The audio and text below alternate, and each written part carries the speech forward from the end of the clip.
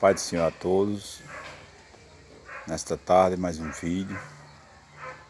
Vamos fazer mais um vídeo aqui. Ler uma palavra aqui que se encontra no livro de Malaquias, capítulo 3, versículo 10. Que diz: Trazei todos os dízimos à casa do tesouro, para que haja mantimento na minha casa, e depois fazei prova de mim.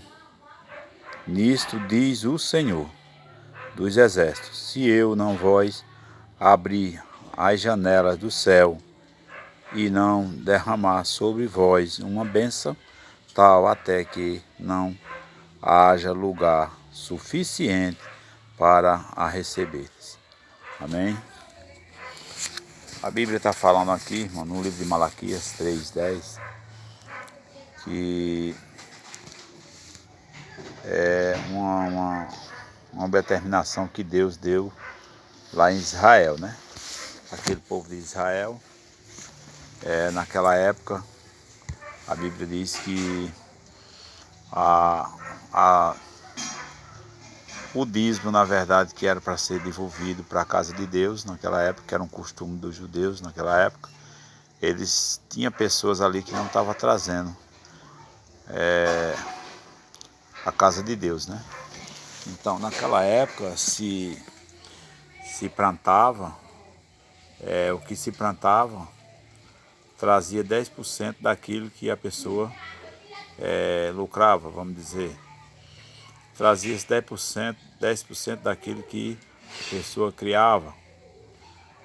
Se criava, a pessoa tirava 10 ovelhas, vamos dizer, 10 cabritos, levava um, era para a casa de Deus. Tirava 10 sacos de milho, era para a casa de Deus, vamos dizer assim, né? E ali, a Bíblia diz que o povo estava se recuando, fecharam a mão, trancaram a mão, e a casa de Deus estava naquela época ficando sem mantimento. Aí Deus determinou: trazei todos os dízimos à casa do tesouro, para que haja mantimento na minha casa. E aí ele disse: depois fazei prova de mim.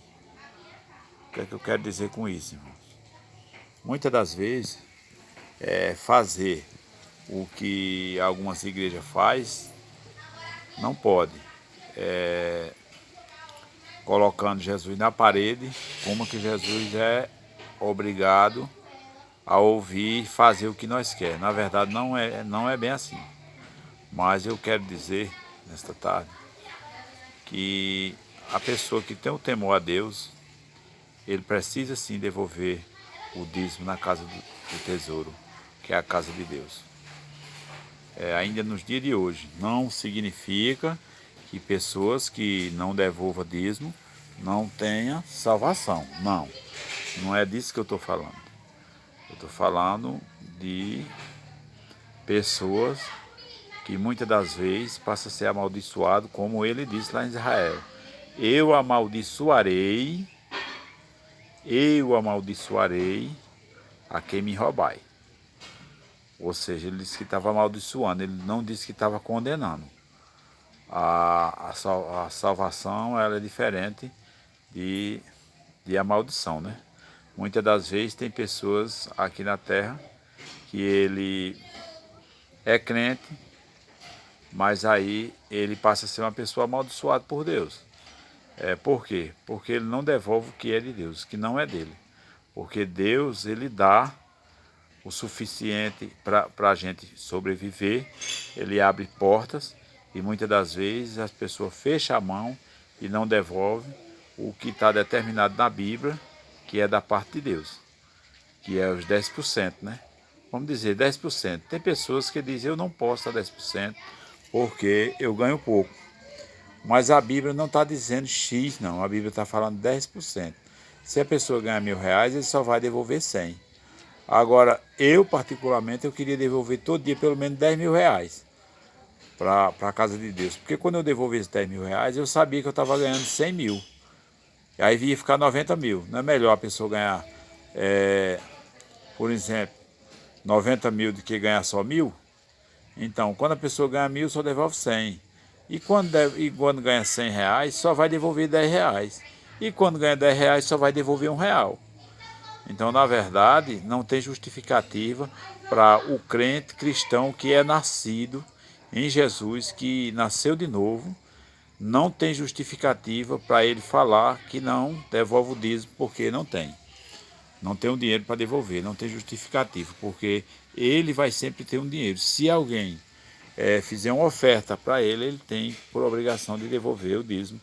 Quer dizer que alguém fez a oferta e ele devolveu, fez a parte dele, devolveu o que é da parte de Deus. Então, é uma palavra meio complicada, que tem alguém que não gosta, né, nem de ouvir, mas é a verdade, né? Deus determinou em Israel que o povo devolvesse o dízimo na casa de Deus. E nos dias de hoje nós estamos pela graça. Quero dizer mais uma vez que não significa que seja salvação, mas é uma fidelidade com Deus. E a Bíblia diz, Jesus falou assim: seja fiel até a morte e dá-te-ei a coroa da vida. Então nós precisamos ser fiel a Deus, né? Nós precisamos ter uma fidelidade com Deus para que Ele se agrade daquilo que nós estamos fazendo, para que no juízo final a gente alcance a salvação através da pessoa de Jesus Cristo, né? Então, eu agradeço nessa tarde, mais uma vez, a todos, e que fique com essa palavra e leia, né? E observe que o que eu estou falando aqui, que a Bíblia está dizendo, que Deus falou lá no povo do Israel no Velho Testamento. Aí tem pessoas que falam que o Velho Testamento é uma coisa e o Novo é outra. Mas só que nós temos que andar pelo Velho e pelo Novo. Nós temos que andar por toda a Bíblia. Porque a Bíblia de Gênesis a Apocalipse, ela tem plano de salvação na vida do ser humano. Que o ser humano viva uma vida em comunhão com Deus, para que venha alcançar a vida eterna, né? E a Bíblia diz: seja fiel até a morte e dá-te-ei a coroa da vida. Então nós precisamos ser fiel a Ele para que alcance a vida eterna, né? Alcance essa coroa de vida eterna, porque aqui nós estamos por uma passagem. É uma passagem só que nós estamos vivendo aqui. Nós não vamos viver aqui eternamente. Só um tempo. Então esse tempo nós precisamos tirar para viver fiel a Deus, que é o Criador, né? Que fez os céus e a terra. É tanto que ele diz: todo poder foi-me dado nos céus e na terra. Então todo poder é de Deus. Então precisamos ser fiel a Ele para que nós alcance a coroa da vida. Amém?